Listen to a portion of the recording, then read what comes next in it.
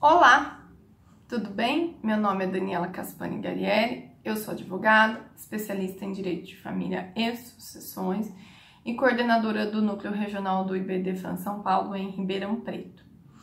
Primeiramente, eu queria agradecer o honroso convite que me foi feito pela OAB São Paulo para gravar esse vídeo, essa mini palestra e poder compartilhar conhecimento nesse momento tão difícil. Trago aqui uma reflexão sobre os desafios atuais da parentalidade socioafetiva e da multiparentalidade.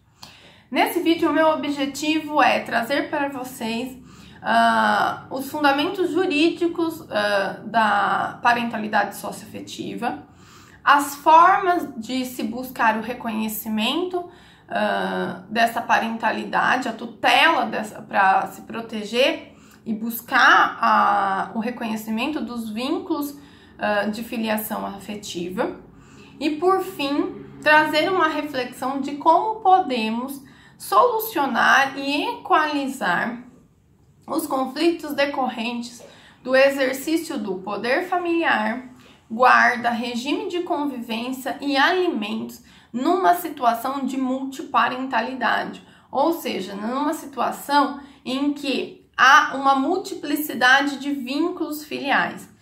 Situações de crianças que tenham 3, 4 ou mais genitores, em virtude dos diversos vínculos de filiação que ela foi tendo ao longo da sua vida e que podem existir concomitantemente, como veremos. Difícil, né? Aos que operam no direito de família, sabemos que discussões de guarda e regime de convivência, quando temos unicidade de vínculo, uma única forma de constituição de vínculo, por exemplo, ela já é tortuosa, já é muito difícil. Imagina numa situação de multiparentalidade. Complicado, né?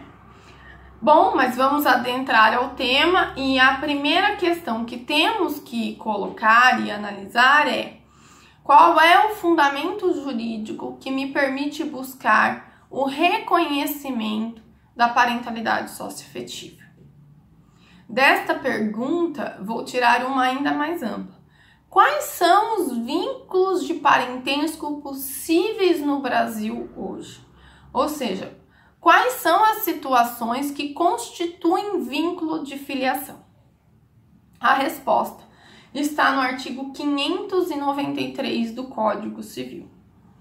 O artigo 593 dispõe que o parentesco é natural ou civil, conforme resulte de consanguinidade ou de outra origem.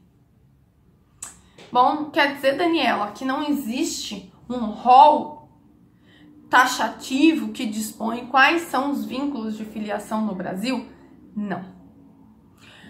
Sabiamente, e o legislador infraconstitucional, atento a toda a principiologia constitucional que estabeleceu a tutela do pluralismo em todos os segmentos do direito, a tutela da diversidade, né, e de um regimento normativo totalmente desprovido de preconceitos. Esta norma que dispõe sobre as formas de constituição de parentesco no Brasil é uma norma de conteúdo genérico. Ou seja, todas as manifestações e expressões sociais em termos de constituição de vínculos familiares, pelas quais socialmente sejam legitimadas e juridicamente sejam aceitas, elas poderão e podem constituir vínculos de filiação. Então, hoje, quais são as formas de filiação que temos? Biológica, que é a consanguínea, e na caixinha do vínculo civil, que é qualquer outra origem, nós temos a adoção, nós temos a filiação decorrente das técnicas de reprodução humana assistida, principalmente se estivermos enfrentando questões aqui de fertilizações e inseminações heterólogas. Não vou adentrar o tema porque é muito exíguo aqui o tempo, então não daria. E a filiação socioafetiva, o afeto como forma de constituição de vínculo familiar. Então, hoje, no contexto atual vigente, eu pelo menos vislumbro 3 possibilidades de constituições de vínculos de parentesco. E a que vamos analisar e enfrentar aqui é o vínculo afetivo como forma de constituição de parentesco. E eu quero lembrar aos senhores que isto é um avanço imenso. Esse artigo do Código Civil, nessa redação que parece muito simples, traz consigo uma evolução principiológica enorme. Se pensarmos que no século passado, e não está tão distante, algumas décadas atrás, o Código Civil de 1916 dispunha que a filiação, o parentesco, somente seria legítimo, primeiro, se procedesse do casamento. E estabelecia 2 únicas formas de constituição de vínculos decorrentes deste casamento, e elas eram taxativas. Eram os vínculos consanguíneos, os biológicos, e o vínculo civil decorrente da adoção. Então, a disciplina do Código Civil de 16 ela é extremamente rígida. Eu só tinha 2 possibilidades e ainda muito restritas, porque ambas tinham que se dar sobre o matrimônio. Elas tinham que ser procedentes do casamento. Se eu tivesse uma filiação, um filho que não decorresse de uma relação de casamento, ele não receberia a tutela jurídica do Estado. Ou seja, apesar de ser meu filho consanguíneo, ele ter um vínculo biológico comigo, ele não seria merecedor de qualquer direito. Porque juridicamente ele não era legitimado. Além disso, eu excluo de fato a adoção daquela época como uma forma de constituição de vínculo. E eu excluo com a maior tranquilidade porque o próprio Código Civil lá de 16, ele estipulava que para a adoção, o casal adotante tinha que ter mais de 50 anos de idade e sem prole legítima. Mas a expectativa de vida do brasileiro daquela época era 45 anos. Então, existiam adoções no Brasil? Não. Qual era a única forma de filiação no Brasil que percorreu todas as décadas de 1900? A biológica decorrente do casamento. Olha o avanço da atual disposição do Código Civil de 2002. Porque eu ouso a dizer, quem é filho no Código Civil de 2002 é quem quiser ser.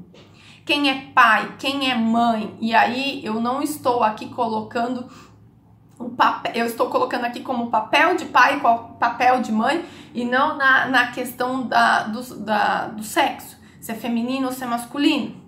Tá? É quem quiser ser. Hoje no Brasil, é quem quiser se colocar nesta condição será tutelado. Que avanço! Porque eu digo que família no Brasil hoje é quem quer ser família, quem quer estar em família, né? E quem quer estar nessa condição merece a tutela jurídica desta condição. Evidente que temos avanços ainda a fazer, mas avançamos muito. Somos muito mais plurais. Somos muito melhores em termos de uma sociedade sem preconceitos. Ainda temos que avançar muito. Muitas conquistas ainda têm que ser galgadas. Mas avançamos e é preciso reconhecer. Então, voltando aqui para a nossa atualidade do 1593, temos o afeto como formador de vínculo. Diferente do que existia anteriormente. Mas é todo e qualquer tipo de afeto que forma o vínculo filial? Não. E é aqui a minha proposta de um novo olhar agora. Quais são os requisitos para que eu tenha o reconhecimento e a existência da filiação socioafetiva. Eu preciso ter a qualificação de posse de estado de filho. Então, para existir essa filiação, eu preciso ter... E o que é a tal da posse de estado de filho? A posse do estado de filho é uma relação entre duas pessoas ou mais que não possuem vínculos... É uma relação entre pessoas que não possuem vínculos biológicos entre si, mas que se tratam como se parentes fossem, em virtude do vínculo de afeto que possuem entre si. Então, se eu estiver neste contexto em que eu não tenha vínculo com o outro, biológico, mas que nós nos tratemos como se parentes fossem, como se pai e filho fôssemos, eu vou ter a posse do estado de filho, que é o requisito para que a gente tenha filiação socioafetiva.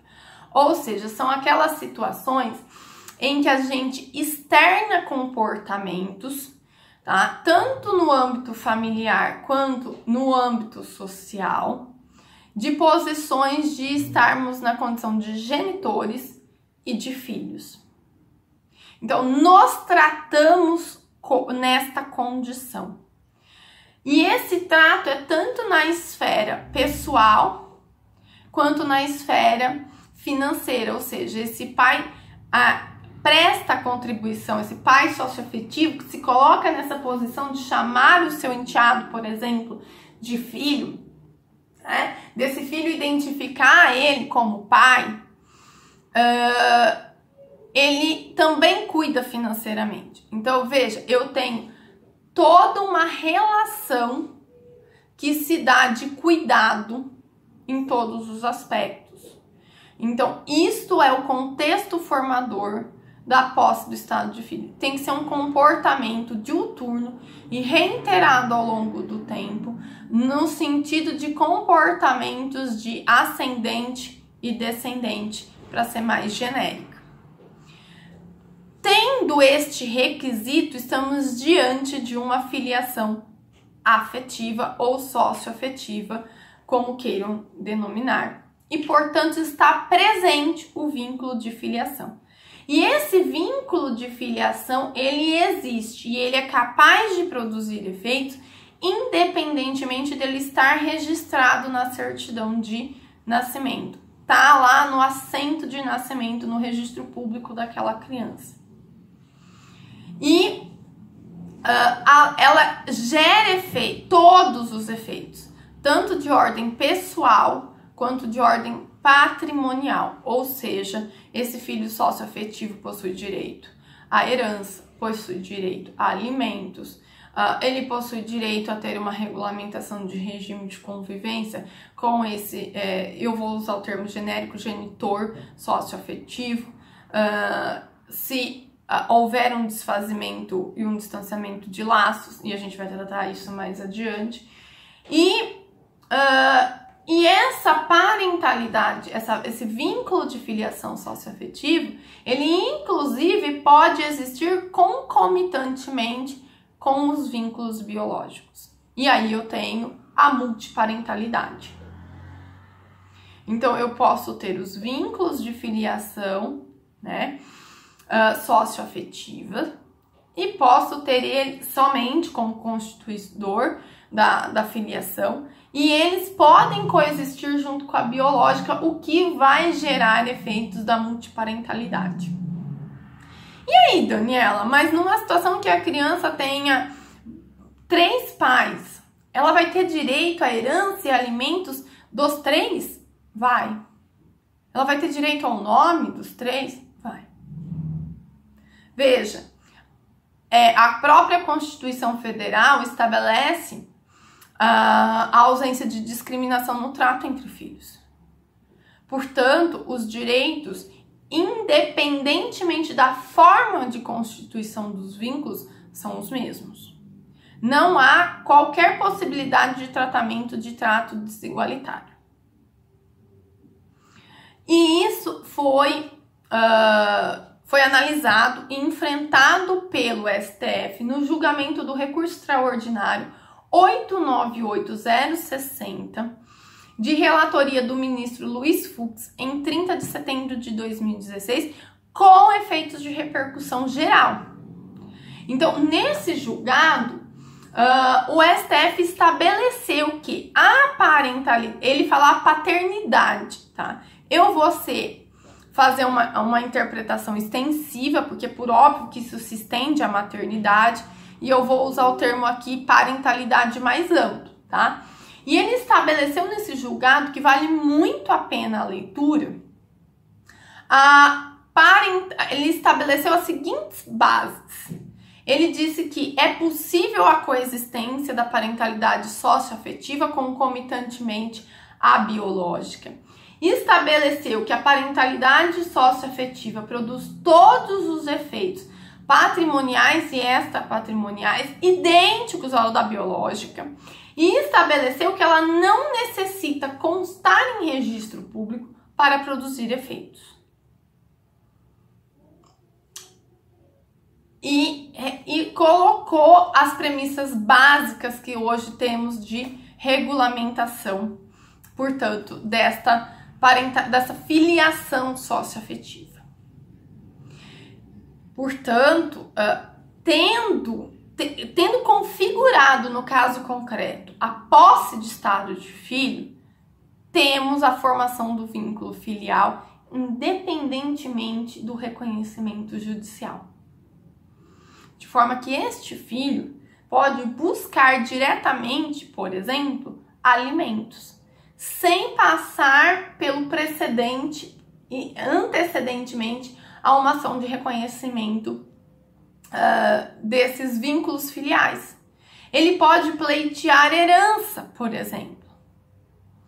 Bom, nós vamos tratar do procedimento e é agora no próximo, né? Nas próximas explanações. Então, a gente viu que a parentalidade socioafetiva ela se dá desta forma, tá?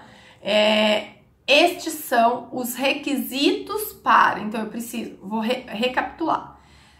A parentalidade socioafetiva, ela está fundamentada no 1593 do Código Civil como uma forma de constituição de vínculo civil da parentalidade.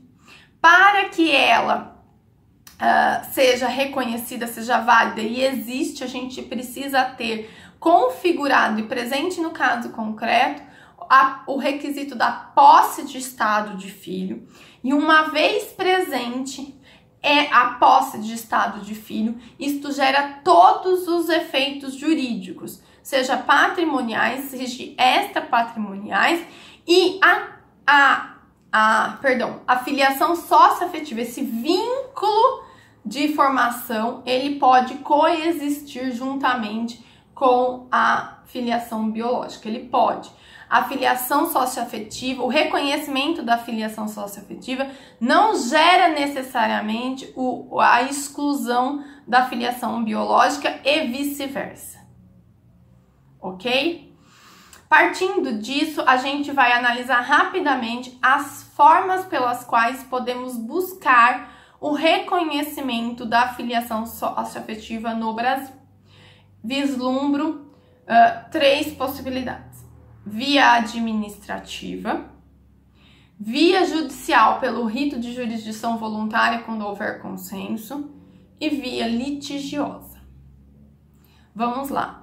Daniela, eu posso pedir reconhecimento administrativo? Pode.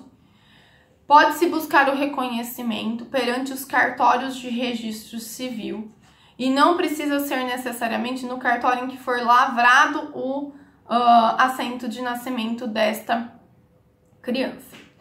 Toda a disciplina dessa questão está tratada no provimento 63 de 2017 do CNJ, com as modificações introduzidas pelo provimento 83 de 2019. Basicamente, os requisitos aqui para se pleitear o reconhecimento administrativo primeiro, eu só posso pleitear o reconhecimento desses vínculos socioafetivos em cartório para permitir a inclusão de um ascendente socioafetivo. Se eu tiver de uma situação em que eu estou buscando o reconhecimento de 2 ascendentes, não é possível. Aqui é uma vedação para evitar fraudes em adoção. Os pais registrais têm que anuir. A criança tem que ser maior de 12 anos. O pretenso requerentes, pai ou mãe socioafetivos, ele tem que ter mais de 18 anos, 16 anos de diferença com o filho socioafetivo e não pode ser irmão ou ascendente biológico deste, ou seja, são os mesmos requisitos para a adoção. E curiosamente eu tenho que fazer prova do vínculo, tá? Então eu tenho que levar para o tabelião registrador civil fotos, apontamentos escolares, por exemplo, a inclusão desse descendente como beneficiário em algum regime de previdência. As situações que possibilitam também são aquelas que eu levo de prova que existe um vínculo conjugal com o ascendente biológico dele, situações de madrasta e padrasto, né? Mas veja, eu tenho que demonstrar, eu tenho que levar elementos para que o tabelião registrador civil, ele confira essa situação. E aí temos a via judicial. E eu coloco aqui na via judicial que temos a via de consenso, por exemplo, aquelas situações em que a criança é menor de 12 anos de idade e que eu não posso fazer na via administrativa, tendo consenso, eu posso fazer judicialmente. Situações em que, por exemplo, haja o falecimento, né, desse genitor socioafetivo, mas que os herdeiros deste e todas as outras pessoas envolvidas concordem. Eu enfrentei um caso recentemente assim, em que o falecido reconheceu o menor em testamento, né? E foi feito um procedimento amigável pelo rito da jurisdição voluntária judicial. Uma outra possibilidade que temos é a via litigiosa, né? Ou seja, quando não há consenso. Se o pedido é de reconhecimento, para a gente mover uma ação de reconhecimento de parentalidade socioafetiva, essa vai tramitar pelo rito ordinário e ela pode ser ajuizada tanto pelos filhos quanto pelos pais socioafetivos, constando no polo passivo obrigatoriamente os pais registrais. Também podemos ter as situações de reconhecimento incidental desta parentalidade socioafetiva. Em que situação? Como eu disse anteriormente, lembra que a filiação socioafetiva, ela se dá independente da existência de registro. Portanto, essa criança, por exemplo, pode buscar uma ação de alimentos e fundamentar o pedido de alimentos dizendo que existe um vínculo de filiação afetiva entre eles.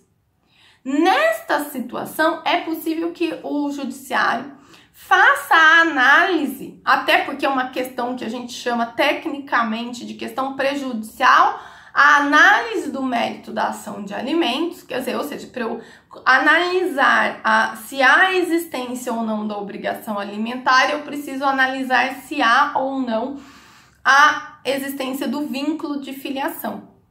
Nestas situações, o judiciário pode aplicar e nós podemos invocar a incidência do artigo 503 do CPC, que dispõe que a sentença que analisar o mérito da demanda posta, neste exemplo, alimentos, ela pode enfrentar a questão prejudicial de mérito, estabelecendo toda a força de lei da sentença sobre as duas questões. E expedindo, inclusive, já que ela vai produzir efeitos, a ordem para registro no assento de nascimento dessa criança. Então aí a gente teria um enfrentamento da questão do reconhecimento da parentalidade socioafetiva de forma incidental. Então, aqui nós exaurimos agora as formas pelas quais a gente pode buscar o reconhecimento dessa parentalidade socioafetiva. E a minha reflexão final, já que estamos caminhando para os finalmente aqui, é buscarmos e analisarmos as situações de conflitos em que o reconhecimento dos vínculos parentais de afeto gerem como efeitos a multiparentalidade. Então, a minha reflexão final é para situações de como resolver conflitos decorrentes do exercício do poder familiar, guarda e regime de convivência, administração dos bens dos filhos menores, usufruto pelos pais referente aos bens dos filhos menores, numa situação de multiparentalidade, numa situação em que esta criança tenha 3 ou mais genitores. Como é que resolvemos essa questão? E vou trabalhar algumas formas que pensei de resolução dessas questões através de um exemplo. E o exemplo aqui é o seguinte.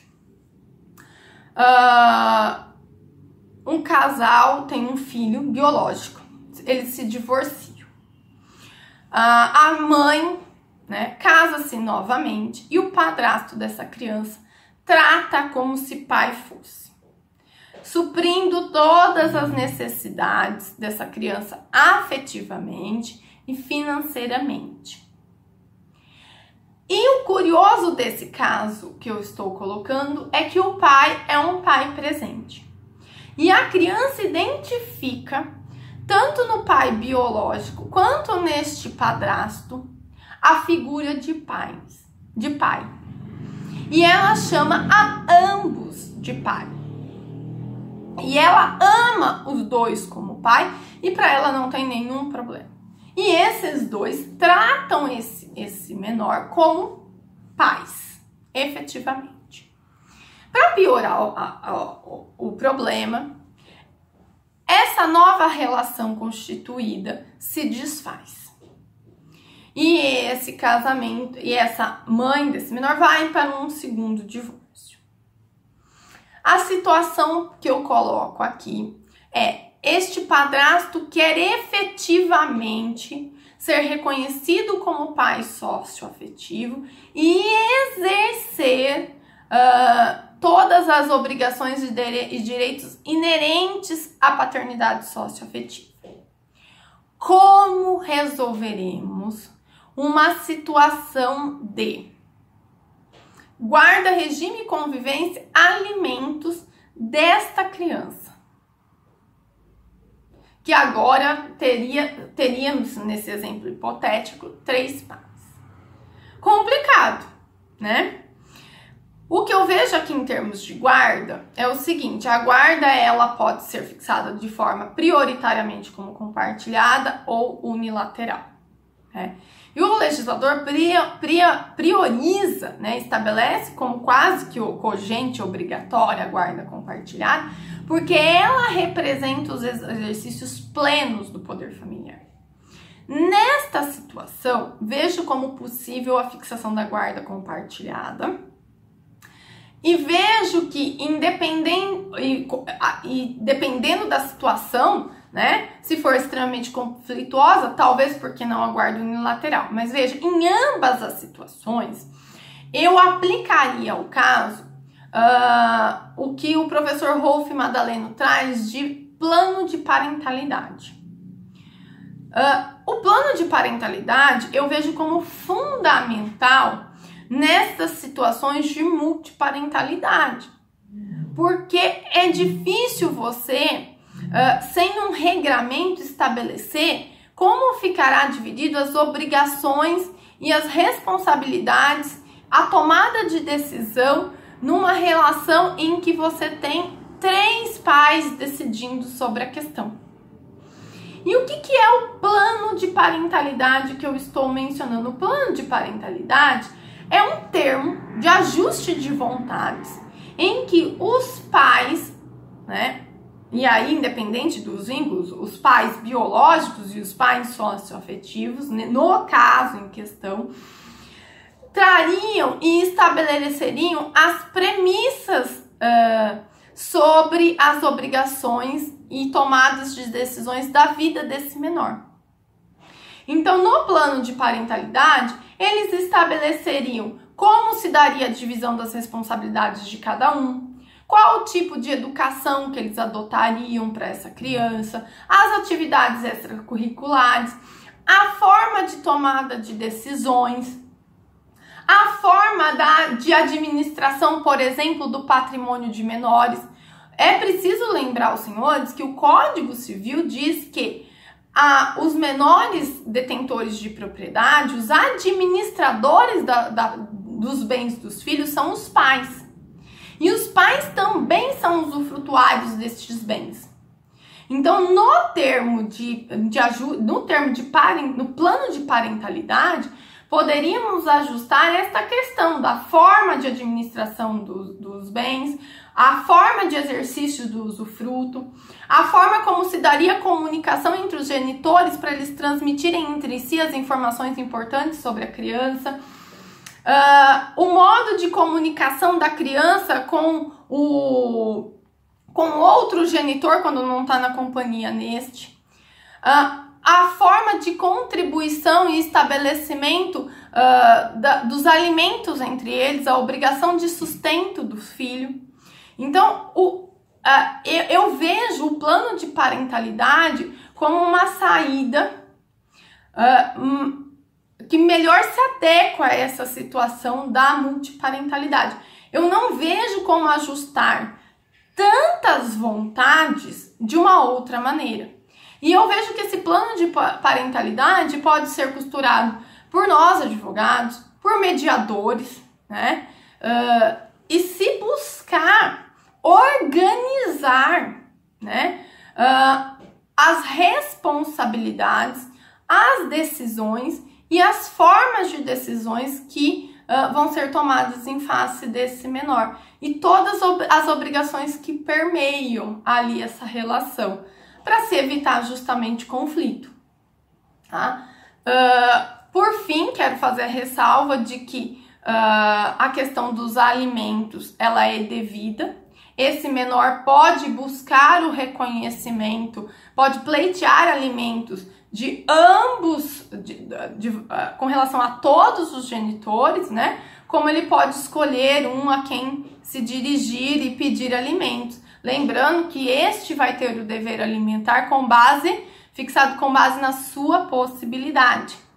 Mas uma boa saída para essas situações de alimentos na qual o menor direcionação somente para um é a aplicação do artigo 1698 do Código Civil, que possibilita o chamamento dos outros genitores ao processo. Gente, é esse o que eu tinha, a disposição que eu tinha para falar. Espero que tenham gostado e estou à disposição caso queiram tirar alguma dúvida ou fazer alguma pergunta.